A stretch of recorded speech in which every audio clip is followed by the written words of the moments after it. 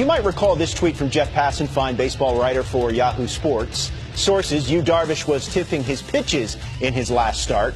Goes a long way to explaining why he allowed 10 runs, the most in his career.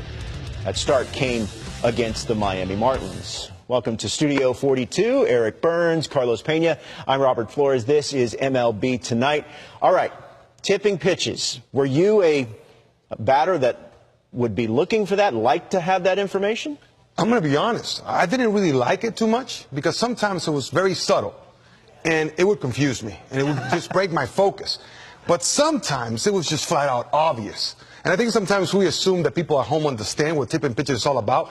But I want to take time to explain why that stuff happens. You know, tipping pitches just basically means that the pitcher's doing something to alert the hitter of what's coming. And it usually happens because the pitchers have to grip their changeup, fastball, or slider. It's different grips that they're taking. And when they do it in the glove moves accordingly. So, for example, a changeup grip goes something like this. I'm not a pitcher, but something like this. It's kind of an awkward grip. So if you're trying to go from this, which is more conventional for a fastball, to this, what you will find is that pitchers would start fumbling inside the glove, and the glove will fan open. And this is a hard glove, but it will go from here to here when they were grabbing the changeup. Same thing with the split finger. This is a split finger. This is an uncomfortable grip. So if you're trying to dig in there, this is what happens to your glove. This opens up. Fastball, you're comfortable like this. Gripping the split, trying to do this, you fan. So then they say, hey, you're tipping.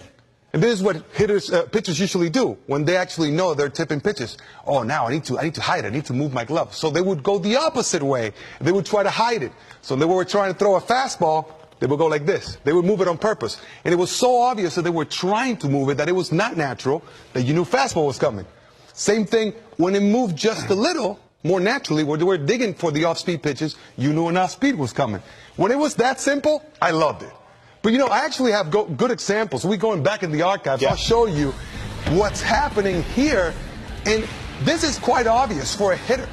Alex Cobb, going back in time. Look at this changeup right here. He's fanning a little bit. I'll show you later. It's more obvious when you compare it to a fastball. But here comes the fastball. Now, look at Conger, how he takes his pitch. It's like, I knew that was a changeup. I'm not swinging at that.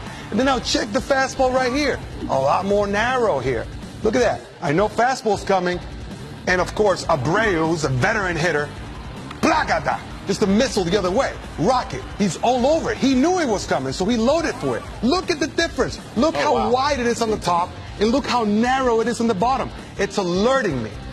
That's what we want as a hitter. We want to be on time, and if we know what's coming, it does a huge amount of help for us. It's a great advantage. Good hitters will take advantage of that. Now, we go back, and now we look at Sigler going against Alexi Ramirez. Right here, off-speed pitch. Look at that swing. He's like, oh, man, I'm way out in front of that. I thought that was a fastball. And then right here it comes, you know, stay back. Oh, man, I'm late now. I'm late on that fastball. They're like, man, I'm in between. I don't know what to do. You know, here we go. Oh, a little too low. He's off timing. But look at this. He didn't notice that on the off-speed pitches, on the sides, the glove is a lot closer to the body. The fastball is in the middle. Oh, wow. That is very obvious. Zach Wheeler. So here we go. Here comes the speed. If he knows that's coming, he's all over that. Right? Fastball. Zach Wheeler, here comes the fastball. I'm not going to be late on that fastball. Isn't that incredible? I'm going to get ready earlier. That's great stuff. And now this one is close to his body. Here comes the off speed. Now that take, as soon as I see it out of his hand, it's too low. That's a ball. Look at it over here. Fastball in the middle. Look at all that daylight in between. Yeah. Off speed on the side. He's close to his body. This is something that as hitters we feast upon because it eliminated everything. It's just like going into a pitching machine that I know exactly what's coming at all times. That's why you could take a look at a hitter. And a lot of times you could look at the hitter, and unless he's absolutely locked in, you could tell if that pitcher's tipping his pitches just by the way he's taking that breaking ball down and away. He's taking that changeup, and he looks like he's totally on balance. Well, guess why? He's looking for it. He knows it's coming. You said you played with some teammates that were really good about finding what, you know, tendencies that certain pitchers had. Yeah, probably the two best were Sean Green and Orlando Hudson. And these guys, like, there was not a movement, tiny little thing that pitcher could do that would throw these guys. Like, they will pick it up. And it could be the fan. It could be something as subtle as when you go to this, when you're in the stretch and you stop here, right? The Steelers, Wheeler's was out here. Yeah. But they could tell the difference where, say, it's at its belt, fastball, belly button, curveball. Wow. That's amazing. And that's remarkable. I didn't love knowing what was coming. As a matter of fact, even when we had signs, I would actually tell the person at second